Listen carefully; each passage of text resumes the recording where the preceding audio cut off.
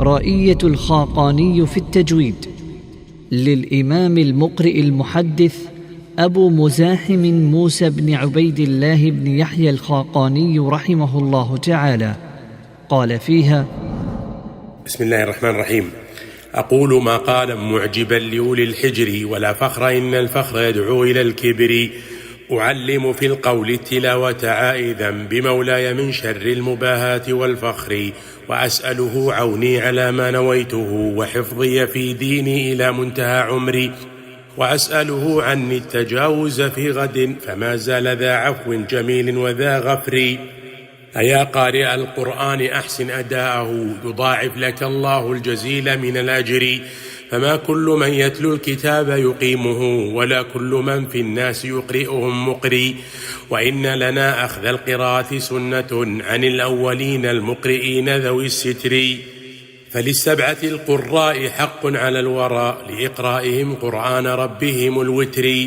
فبالحرمين ابن كثير ونافع، وبالبصرة ابن للعلاء أبو عمرو، وبالشام عبد الله وهو ابن عامر، وعاصم الكوفي وهو أبو بكر، وحمزة أيضا والكسائي بعده، أخو الحذق بالقرآن والنحو والشعر. فذو الحذق معط للحروف حقوقها، إذا رتل القرآن أو كان ذا حدر. وترتيلنا القرآن أفضل للذي أمرنا به من مكثنا فيه والفكر. وإما حدرنا درسنا فمرخص لنا فيه، إذ دين العباد إلى اليسر. ألا فاحفظوا وصفي لكم ما اختصرته، ليدري به من لم يكن منكم يدري. ففي شربة لو كان علمي سقيتكم، ولم أخف عنكم ذلك العلم بالذخر. فقد قلت في حسن الأداء قصيدة، رجوت إلهي أن يحط بها وزري. وأبياتها 50 بيتا وواحد، تنظم بيتا بعد بيت على الإثر. وبالله توفيقي وأجري عليه في إقامتنا إعراب آياته الزهري. ومن يقم القرآن كالقدح فليكن مطيعا لأمر الله في السر والجهر.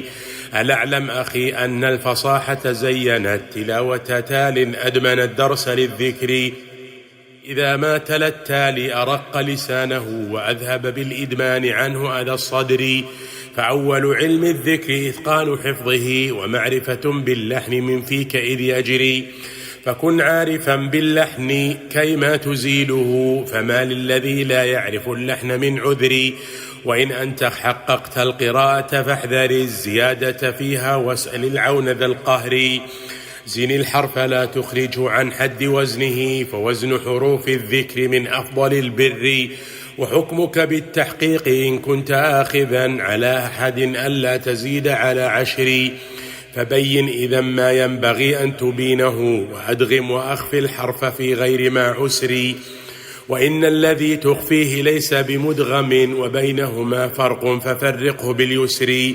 وقل إن تسكين الحروف لجزمها، وتحريكها للرفع والنصب والجر. فحرك وسكن واقطعا تارة وصل، ومكن وميز بين مدك والقصر. وما المد إلا في 3 أحرف، تسمى حروف اللين باح بها ذكري. هي الألف المعروف فيها سكونها، وياء وواو يسكنان معا فدري. وخفف وثقل واشدد الفك عامدا، ولا تفرطا في الفتح والضم والكسر. وما كان مهموزا فكن هامزا له، ولا تهمزا ما كان لحنا لدى النبر. وإن تك قبل الياء والواو فتحة، وبعدهما همز همزت على قدري. ورقق بيان الراء واللام ينذرب لسانك، حتى تنظم القول كالدر. وأنعم بيان العين والهاء كلما درست، وكن في الدرس معتدل الأمر. وقف عند إتمام الكلام موافقا لمصحفنا المتلو في البر والبحر. ولا تدغمن الميم إن جئت بعدها بحرف سواها، واقبل العلم بالشكر. وضمك قبل الواو كن مشبعا له، كما أشبع إياك نعبد في المر. وإن حرف لين كان من قبل مدغم، كآخر ما في الحمد فامدده واستجري. مددت لأن الساكنين تلاقيا، فصار كتحريك كذا قال ذو الخبر.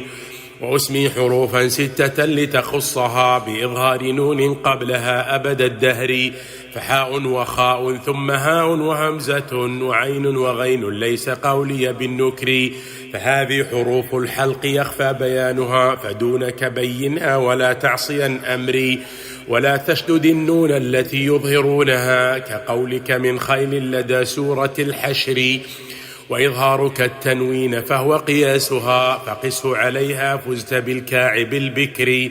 وقد بقيت أشياء بعد لطيفة يلقنها باغي التعلم بالصبر، فلابن عبيد الله موسى على الذي يعلمه الخير الدعاء لدى الفجر، أجابك فينا ربنا وأجابنا أخي فيك بالغفران منه وبالنصر. تمت والحمد لله رب العالمين.